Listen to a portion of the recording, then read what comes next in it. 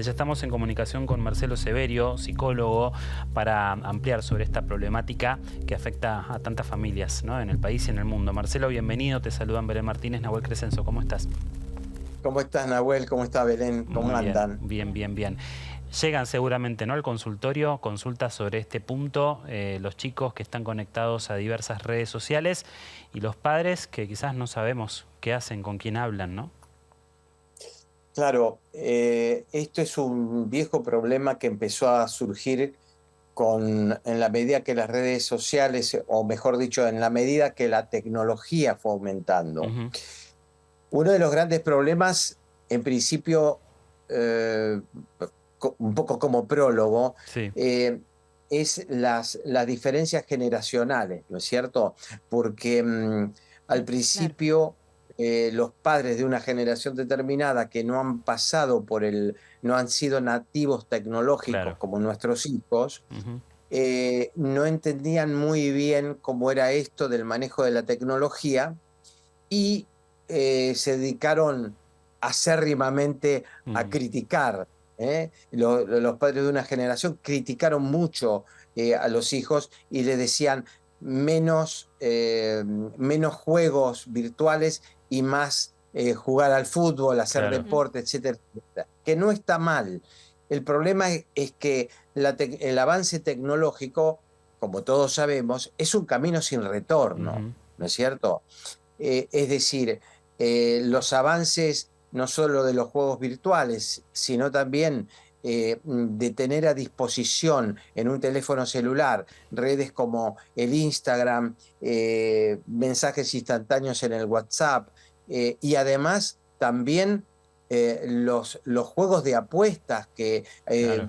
últimamente fueron uno de los máximos niveles de toxicidad Ujú. para los hijos, para nuestros hijos. Digo esto porque uno de los elementos, si el camino y el desarrollo de la tecnología es inexorable, lo que tenemos que plantearnos es cómo los padres pueden controlar y ejecutar cierto grado de, digamos, límites, ejecutar ciertas pautas de Ujú. límites que permitan que haya un control del uso de las pantallas. Ujú. Ujú.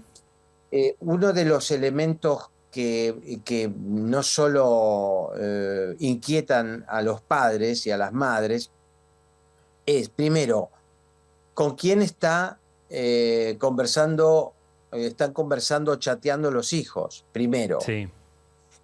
que es la primera falta de control. Segundo, el uso abusivo de las pantallas. Las pantallas Ujú. Sí. generan un paulatino deterioro cognitivo, si Ujú. se quiere, por así llamarlo, porque permanentemente la sobresaturación hace de que en los juegos virtuales o permanentemente en la adrenalina y en la dopamina, que Claro. son dos neurotransmisores importantísimos, generan mucho apego a las pantallas. Esto interrumpe los ciclos del sueño, alteran el ritmo circadiano, no permiten posibilidades de un buen descanso cuando Mm. los niños, tanto alrededor de los 12, 13 años y en el mismo periodo adolescente, Ujú. necesitan dormir no menos de 10 horas, Claro. Ujú. no menos de 10 horas. Claro. Entonces, creo que son factores muy importantes. ¿Por qué? Porque esto es un complejo proceso, porque la doble escolaridad creada funcionalmente para aquellos padres que trabajan todo el día, entonces los chicos recién vuelven a la casa alrededor de las 5 de la tarde, tienen poco tiempo para lo lúdico. Claro. Entonces, cuando terminan de cenar, utilizan los juegos virtuales, utilizan el celular para Ujú. intercambiar, y es un uso de la pantalla en un determinado momento cuando tiene que, digamos, surgir los neurotransmisores de la tranquilidad, como pueden ser la serotonina y la melatonina, que son los inductores al sueño, aparecen digamos, un alza del cortisol, porque los juegos son muy estresantes, y además las pantallas que activan los fotorreceptores cuando realmente los fotorreceptores se tienen que apagar para poder dormir. Entonces, todo esto, si los padres no pueden colocar una limitación en donde decir, bueno, el celular se acaba a tal hora, o te pido por favor que en la mesa pongan el celular en otro cuarto y a la hora del almuerzo, a la hora de la cena, compartamos, estimulemos la comunicación. Eso no va a dar resultados si los padres no ponen ciertas pautas de convivencia con la aparatología tecnológica.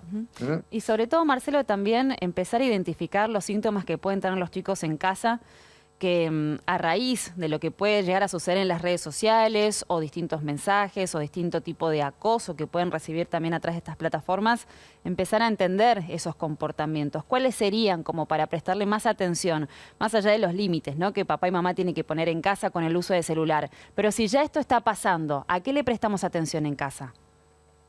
Primero a síntomas de angustia, de retraimiento y además de irritabilidad, porque generan un alto nivel de estrés, y en los chicos en general estos niveles de estrés generan niveles de irritabilidad, ¿no?, de susceptibilidad. Esos chicos que están tras que los adolescentes son de por sí, por esa turgencia hormonal, son de por sí mechacortas, mechacórticos, estas situaciones del acoso y del bullying que se produce muchas veces en las redes sociales generan indudablemente altos niveles de estrés. También hay algunos fenómenos que aparecen como el fear of missing out, el miedo a no estar en donde están el resto de los chicos. Claro, eso se llama algo. concretamente FOMO, el FOMO, ¿no? Cuando los chicos se sienten excluidos porque yo estoy en el cumpleaños de mi abuelita de 85 años y todos mis amigos están saltando, tomando una cerveza en la discoteca y se reunieron y yo no estoy. Eso también genera angustia, retraimiento, sensaciones de segregación, sensaciones de no inclusión. Y además tener mucho cuidado con tener cierto control de con quién los chicos están estableciendo comunicación, porque muchas veces se establecen comunicación con gente que desconocen, que aparecen fundándose en adolescentes, y muchas veces son adolescentes, mujeres que seducen a chicos adolescentes, cuando en realidad son perversos que andan deambulando por las redes, poniéndose una careta y después generando situaciones abusivas en los encuentros, porque terminan haciendo encuentros presenciales. Claro. O sea,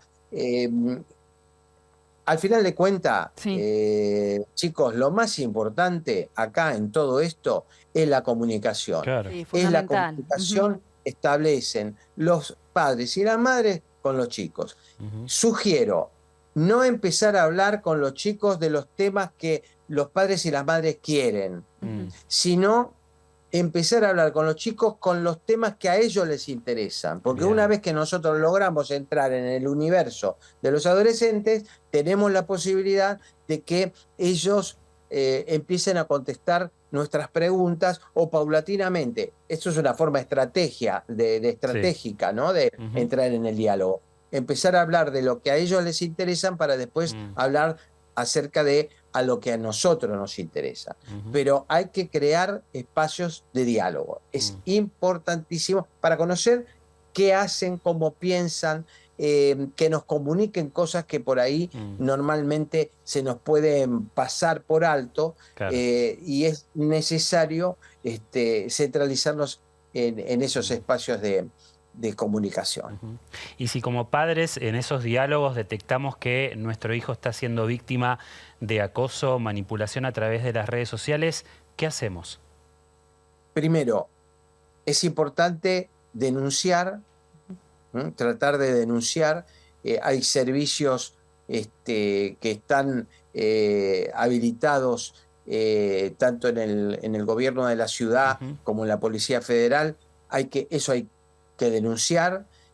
Y en segundo lugar, es importante asistir a una consulta psicológica, a un espacio terapéutico, inclusive los padres con el niño o un terapeuta de adolescentes o una terapeuta de adolescentes para poder desarrollar, ¿no? Y poder hablar y poder...